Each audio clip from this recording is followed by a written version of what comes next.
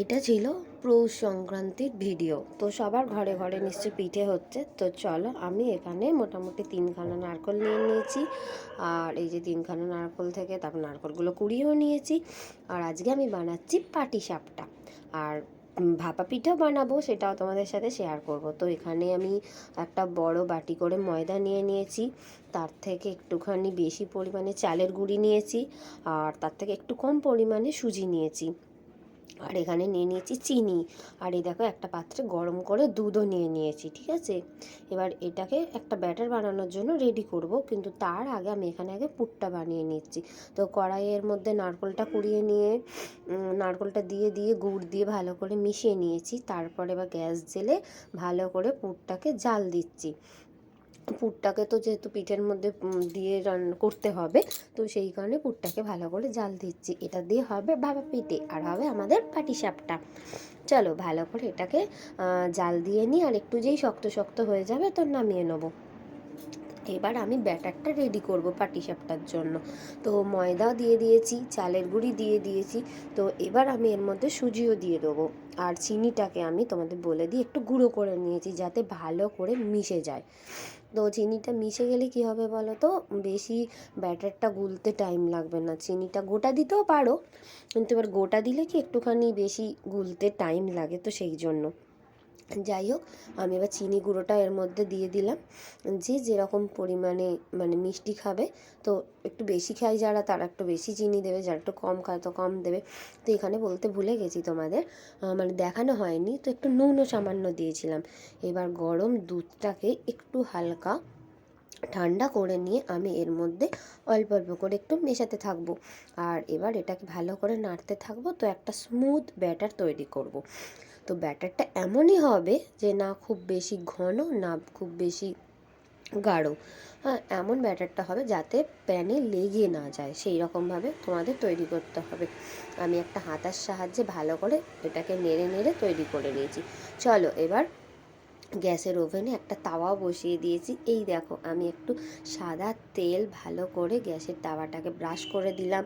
এবার এক হাতা ব্যাটার নিয়ে ভালো করে কড়াই মানে তাওয়ার মধ্যে দিয়ে এটাকে একটুখানি হতে দেব। এক হাতে ফোন নিয়ে করছি, এক হাতে হাতা খুন্তি নিয়ে করছি, ভীষণ অসুবিধা হয়।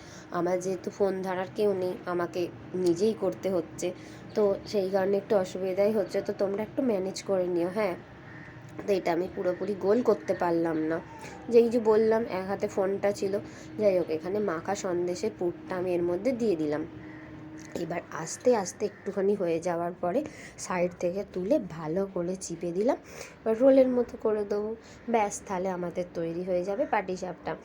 দেখো, আমার কিন্তু একটুও তাওয়াতে লেগে যায়নি, আর এত সুন্দর হয়েছিল না পাটিসাপটাগুলো, জাস্ট বলার নয়।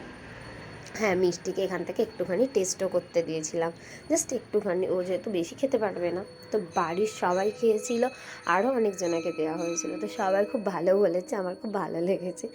তো এইরকমভাবে আমি পাটিসাপটাগুলো সব তৈরি করে ফেলেছি। এই দেখো, আরও যে ব্যাটারটা রয়েছে সেটা দিয়ে আমি আর পাটিসাপটাগুলো করে ফেলি। চলো, তোমাদের সাথে তাহলে আবার পরে দেখা করছি। ও ভালো কথা, আর একটা হচ্ছে, আমি এখানে নারকলের পুরেরও কিছু পাটিসাপটা করেছিলাম। মাখা সন্দেশের তো করেইছি, আরও নারকলের পুরেরও কিছু পাটিসাপটা করা হয়েছিল। তো এবার আমি ভাবছি পাটিসাপটাগুলো কমপ্লিট হয়ে যাওয়ার পরে পুলি পিঠে বানাবো।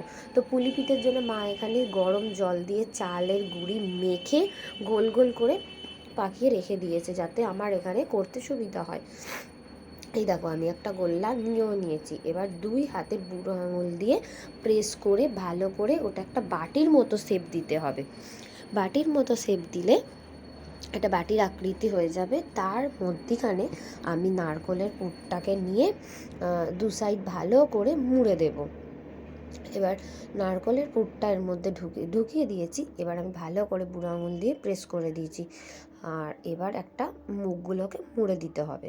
মুখগুলোকে মুড়ে দেওয়ার পরে আমার মোটামুটি আমি যেমন শেপ পারি সেরকম অনুযায়ী দিয়েছি। খুব আহামরি তো পারি আমি বলবো না, তো আমি যেটুকু পারি সেটুকু করেছি। এই দেখো, আমার পিঠেটা কমপ্লিট হয়ে গেল। তো এইরকমভাবে আমি বাকি পিঠেগুলো কমপ্লিট করে নিই। তো দাঁড়াও, আবার তোমাদের সাথে একটু পরে শেয়ার করছি। দেখো আমার পিঠেগুলো কমপ্লিট হয়ে গেছে।